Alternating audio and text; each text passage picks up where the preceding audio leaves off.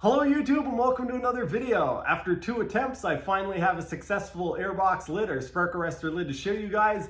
And as promised at the first of my next video, here it is. I'm extremely happy with the way this turned out, and we'll come back and talk about it a little more at the end of this video. This video is going to be a little bit about the process of making this part because the last part was a fail. I don't go into great detail, but I thought I would go over a little bit of making this because I think a few people are interested. I've also been doing a bunch of work on the X2, on the water injection system for the exhaust, on fitting the engine into the hull permanently. And also I've revamped the air inlet system, the lower plate, and a bunch of other stuff about 6 times this week. We've also had some construction going on our street, so if you can hear stuff going on in the background, that's probably what that is. Anyway, let's get into this video. So I'm starting to make the new part, and I thought I'd take a couple clips because I didn't take much the first time around. So I've laid the first piece of carbon over the top of the mold, and I've pushed the plug into place. As you guys can see, I am being very meticulous about this one. I've got some tape. I did decide to use the tack spray, but what I'm doing is actually taping off the majority of the mold so that I don't get any tack spray on this surface. 5 layers down, and I'm about to put some of the scraps in here to build it up. I didn't tell you guys in the last video because I didn't really talk about it at all, but I want it to be a little thicker than 2 millimeters through this area. So what I'm gonna do, these are all the scraps that I cut off. And what I'm actually going to do is take those pieces and build up through this area. It is now Monday morning and I have the peel ply in place. I have it in there in such a way that it should allow everything to conform to the shape of the mold very well. I now need to make a fitting so that I can inject the epoxy into the mold. The T-fittings that I used last time didn't work out very well. There is a dry spot on the top of this one right here, and that is for a couple reasons. I'm not going to get into all of them, but basically I had the vacuum pulling from here last time, so this is the last place that the epoxy hit. So I'm actually going to inject the epoxy into the center this time and make it pull up to the edges, or at least that's the plan for now. I now have the infusion mesh installed as well as the epoxy inlet that I made. I also have a couple layers of infusion mesh folded over and a piece of peel ply so that hopefully the infusion inlet doesn't imprint on the surface of the part. Sometimes the vacuum can pull down hard enough on the inlet or anything that's sitting on the surface of the fibers so that it will actually leave a visible mark on the finished surface of the part. So hopefully that doesn't happen. I have several layers there and the carbon is fairly thick there. The next 2 steps of my process have been completed. Most people wouldn't put down an extra layer of peel ply, but I'm paranoid because I've had the infusion mesh poke holes in my bag before. Don't want that to happen, so I put down an extra layer of peel ply to protect the bag. I've also used this MTI tubing, which is vacuum hose with a resin brake built into it. I've used this large fitting that I'm going to put some of my small tubing inside of instead of trying to stretch it over. Here we are with the part all bagged up, and it looks like a bit of a mess. I'm going to pull a vacuum on it now, or attempt to pull a vacuum and try to set everything in place. I'm not going to poke the hole for the inlet until I kind of get everything settled and figured out. This is what I was talking about with the vacuum line. The vacuum line is just run in through the side, and I've got a couple extra layers of the tacky tape here just to seal everything up. So yeah, going to try to pull a vacuum on this and see what happens. I've got the infusion line hooked up and ready to go. So the vacuum has been tested, or it's been leak tested, and it is perfectly fine.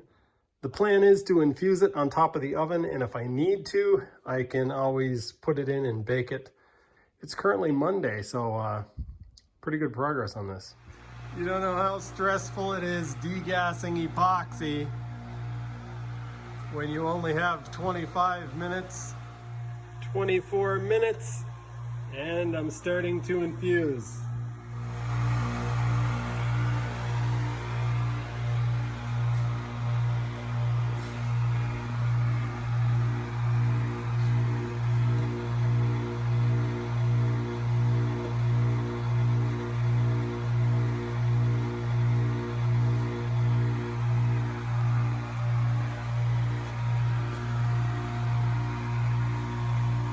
You can see here the epoxy is reaching the vacuum line. Now supposedly with this vacuum line, the epoxy shouldn't go in there, but the air should keep going through. So we'll see if this actually works. According to the manufacturer of this stuff, the epoxy shouldn't start getting sucked into this tube, and it should continue to pull it around the rest of the area. Okay, so here is the part that I'm kind of concerned about or unsure about. So now the part is basically infused all the way around. There's still one tiny little dry spot here and one right here. So the part is 99.9% infused, but if I keep pulling a vacuum on it and keep putting epoxy into the part, is the epoxy able to go through this membrane at all? Or is the part just going to continue to fill with epoxy and not have that epoxy pulled out?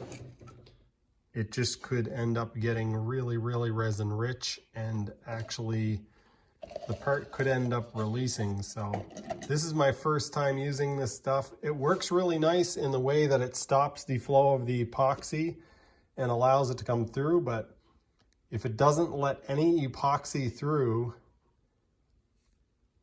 that could be also a problem. So it's been almost 2 hours since I put this in the oven, and I had a little bit of trouble.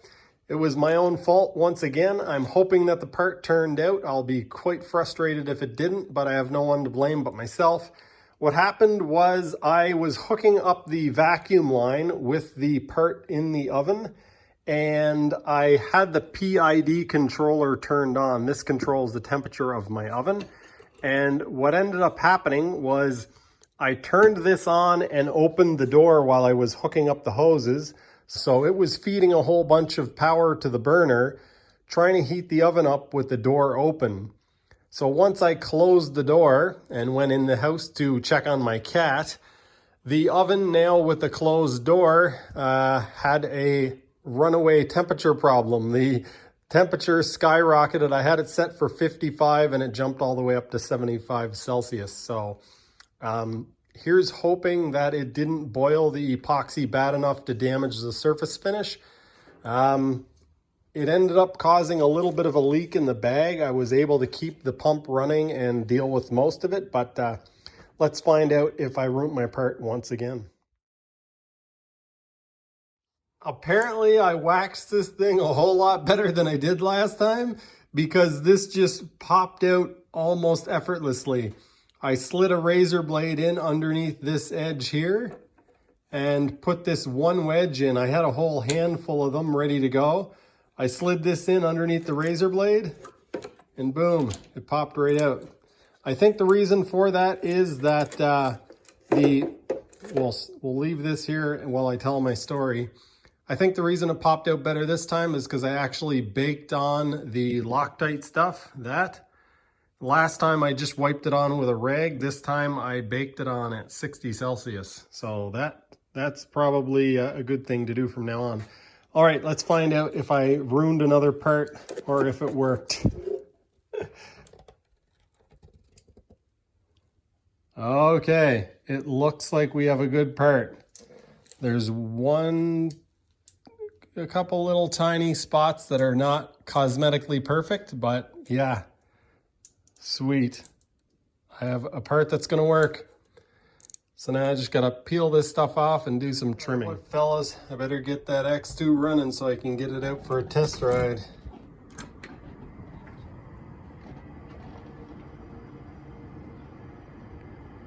Oh, wait. Only 2 attempts and I have this amazing carbon fiber part. If you would have told me a year ago that I were to make this, I would have called you crazy. If you were to tell me a year ago that I would make my own plug out of planter foam, shape it out of epoxy, make my own mold, and then make this part, I would have said that you're insane and you need to go see some professional help. This is amazing. Of course, it is handmade and it's not perfect. There's a little blemish in this corner here. There's a little blemish in this corner here, but nothing so bad that I'm actually worried about it or I'm going to do anything about it. Some of the fibers didn't lay down perfect either because of the way that I had to force the carbon into the mold, but I am extremely happy with the way this turned out. As you guys can see, no mounting holes actually drilled in the top of this. I have spent the last week trying to figure out how to mount this, and I've changed the mounting system a couple of times. I've changed the lower plate a couple of times. I've actually posted most of those details on my Patreon account for my patrons to see, but yeah, still don't have it figured out how to mount this exactly. I've thought about mounting it through the top, using straps to mount it, putting little L brackets and mounting through the side. And if I figure out how to do that today, which is Saturday, then that might be the video for tomorrow, Sunday. Otherwise, that video might be about the water injection system and fitting the engine and doing some other stuff like that. Let's talk about this yellow gasket around the bottom.